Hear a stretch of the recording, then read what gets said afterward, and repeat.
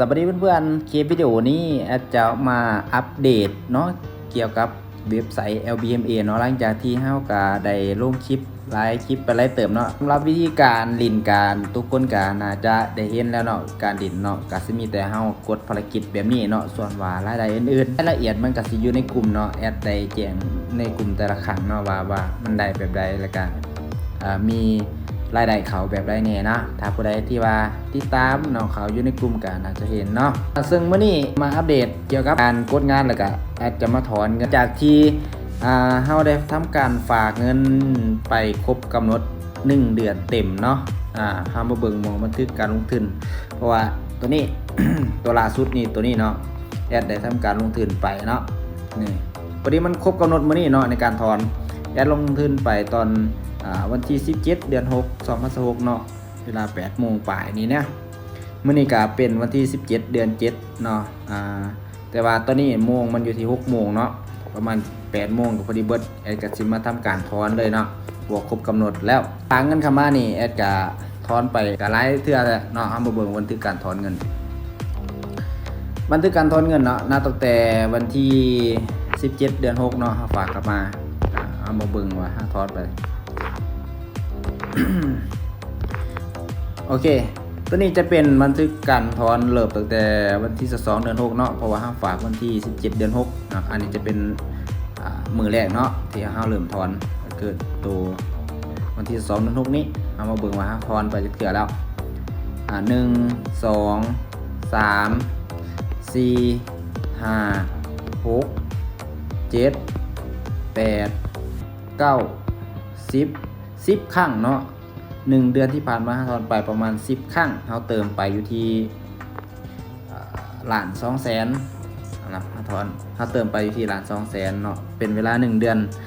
เขาถอนไป10 ครั้งแล้วมื้อนี้ก็หมดแอร์ก็สิมา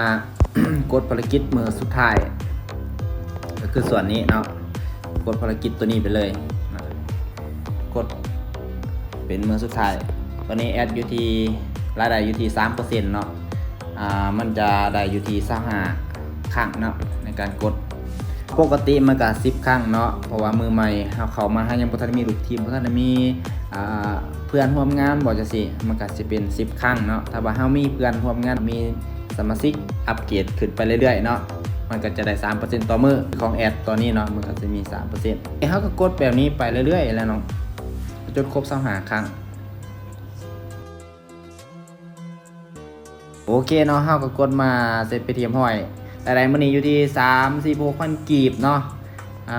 ต้นทุนอยู่ที่1,200,000 กีบนะฮะอยู่ห้อง VIP อยู่ที่ 3% เนาะมันก็สิได้หลายหน่อยนึงเนาะสำหรับการกดมื้อนี้โอเคเฮามาต่อหม่องจับสลากต่อเลยเพราะว่าเฮามีอยู่1คะแนนเนาะสิมาจุกสลากกันเลยว่าสิได้อีหยังตื้อได้หยังเนาะ29,000บ่จักโอเคเดี๋ยวได้29,000 กีบเอามาเบิ่งประวัติจกสลากของเฮาว่าเฮาได้หลายแน่อันนี้คือประวัติการจกสลากแต่ละครั้งที่เฮาจกไปเนาะก็มีประมาณนี้เนาะเคยได้สูงสุดก็ตัว900,000นั่นแหละเนาะ900,000ได้สูงสุด900,000ไปเลยว่าเกือบล้านนี่แหละก็ซ้ำ1 ล้านกีบแล้วเนาะ99.99เนาะตัวรางวัลตัวนั้นรางวัลที่5นี่แหละอะไรตัวนั้นโอเคทำการทอนเนาะซึ่งในการทอนนี่แอดจะรอถ่าให้มันหอด8 โมงก่อนเนาะเพราะว่ามันหมดกำหนดการฝากเฮาอยู่ที่8 โมงเนาะ8 โมง 48 นาทีเฮาก็สิมาทำการทอนมื้อนี้วันที่17เนาะพอดีครบกำหนดการฝากของเฮาเด้มื้อนี้วันที่17นะ8 โมงนะเฮามาทำการทอนนำกันเลยมื้อสุดท้ายเนาะเฮาก็จะพอดีต้นทุนเฮาก็สิได้ถอนกำไรเฮาก็สิได้ถอนด้วยกันนะการฝากคือว่าครบกำหนด1 เดือนในการฝากวันนี้เฮาจะมาทำการถอนเนาะกันเลยเนาะคลิปมื้อนี้ที่1,294,000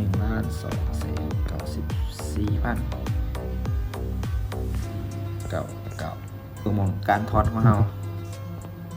นี่เมื่อวานนี้ก็ได้ทำการถอนคือกันเนาะอยู่ที่300,000เนาะเมื่อวานนี้นี่วันที่การถอนของเฮาเมื่อวานนี้เนาะวันที่16เดือน7เนาะวันนี้วันที่17เดือน7เฮาก็ถอนไปอีกเทื่อนึงเนาะสุดก็คือวันที่12เดือน7เนาะ เดือนนี้ก็ถอนไปไล่ในหอบเติบเนาะโอเคเฮามาเราถ่ายเงินเข้ามืออื่นกันเนาะหลังจากที่เฮาได้ทำการถอนไปเมื่อวานนี้ก็เงินมันก็เข้ามาแล้วเนาะที่เฮาถอนไปเมื่อวานนี้วันที่17เนาะวันนี้วันที่18มันก็เข้ามาเอาเบิ่งบันทึกการถอนเงินก็ถือว่าสำเร็จเงินมันเข้ามา 1,268,609 กับอีก2กีบเนาะเด้มันเข้ามาก็ถือว่ายังถอนปกติอยู่สำหรับแพลตฟอร์มตัวนี้ถ้าว่าอยากฝากต่อก็ได้เนาะตัวในส่วนนี้นะผู้ใดที่แปลว่าครบกำหนดแล้วอยากฝากต่อก็ได้ก็บ่ได้เป็นหยังเนาะแอดถอนออกเบิดเนาะถือโอกาสเฮ็ดคลิปการถอนออกให้เลยถ้าว่าแอดจะเรียนใหม่แอดก็จึงจะมาเติมใหม่นะโอเคสำหรับคลิปการถอนของมื้อนี้เนาะการลินแล้วก็การถอนมีเพียงเท่านี้เนาะถ้าว่ามียังอัปเดตใหม่ๆแอดก็จะมาลงคลิปอัปเดตไปเรื่อยๆเนาะโอเคพบกันในคลิปต่อไปนะ